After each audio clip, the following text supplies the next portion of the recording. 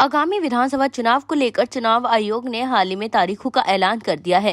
तारीखों के ऐलान होने के बाद चित्रकूट पुलिस पूरी तरह से एक्टिव मोड में नजर आ रही है। आपको बता दें कि चित्रकूट पुलिस चुनावी सरगर्मियों को देखते हुए आपराधिक इतिहास वाले व्यक्तियों को चिन्हित करते हुए CRPF के जवानों के साथ अति संवेदनशील इलाकों में पैदल फ्लैग मार्च करती दिखाई दे रही है। चुनाव से पहले जितने भी चुनाव हुए करते थे, पाठा के बिहारों में देसियों सरगनाओं के मुताबिक मतदाता वोट करते थे, लेकिन चित्रकूट पुलिस और यूपी FTF के चुनाव से पहले सभी देसियों का सफाया कर चुकी है। ऐसे में को भी नेता देसियों के बल पर चुनाव लड़ने की सोचते थे। उनकी पुलिस अध्यक्ष धवल जायसवाल ने बताया, चुनाव को प्रभावित करने वाले लोगों को पुलिस माफ नहीं कर रही है और उनके विरुद्ध कठोर कार्रवाई कर रही है। देखिए, आचार संहिता जो चुनाव की है वो आपको पता है कि लागू हो चुकी है और जो चुनाव आयोग की मंशा है कि एक निष्पक्ष और सफल चुनाव कराया जाए, उस दिशा में पुलिस और प्रशासन सक्रिय है।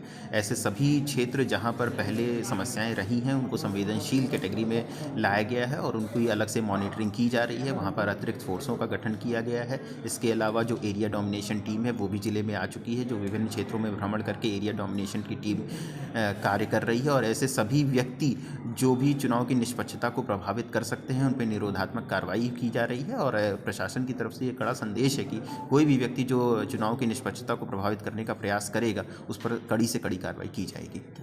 लेकिन अभी भी प्रशासन के सामने एक बड़ी चुनौती है। जिस तरह पिछले चुनावों में पाठा क्षेत्र के वोट प्रतिशत नहीं बढ़ पा रहे थे देसियों के कारण, अब पुलिस ने देसियों का खात्मा कर दिया है। अब पुलिस के सामने सिर्फ और सिर्फ वोट प्रतिशत की चुनौती है। खैर, ये तो चुनाव के बाद ही साफ हो पाएगा कि देसियों का खात्मा करने के बाद चित्रकूट पुलिस मतदाताओं को कितना जागरूक कर रही है। आगामी विधानसभा चुनाव को लेकर चुनाव आयोग ने हाल ही में तारीखों का ऐलान कर दिया है।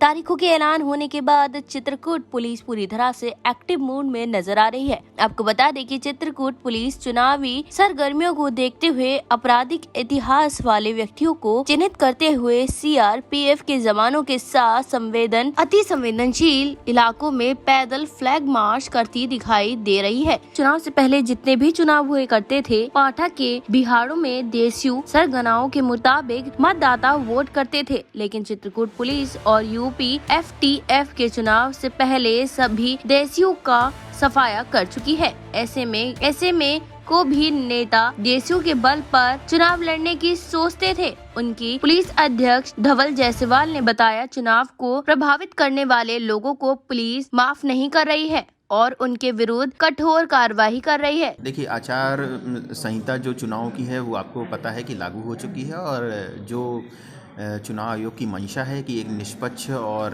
सफल चुनाव कराया जाए, उस दिशा में पुलिस और प्रशासन सक्रिय है। ऐसे सभी क्षेत्र जहां पर पहले समस्याएं रही हैं उनको संवेदनशील कैटेगरी में लाया गया है और उनकी अलग से मॉनिटरिंग की जा रही है। वहां पर अतिरिक्त फोर्सों का गठन किया गया है। इसके अलावा जो एरिया डोमिनेशन टीम है वो भी जिले में आ चुकी है, जो विभिन्न क्षेत्रों में भ्रमण करके एरिया डोमिनेशन की टीम कार्य कर रही है। और ऐसे सभी व्यक्ति जो भी चुनाव की निष्पक्षता को प्रभावित कर सकते हैं उन पर निरोधात्मक कार्रवाई की जा रही है। और प्रशासन की तरफ से ये कड़ा संदेश है कि कोई भी व्यक्ति जो चुनाव की निष्पक्षता को प्रभावित करने का प्रयास करेगा उस पर कड़ी से कड़ी कार्रवाई की जाएगी।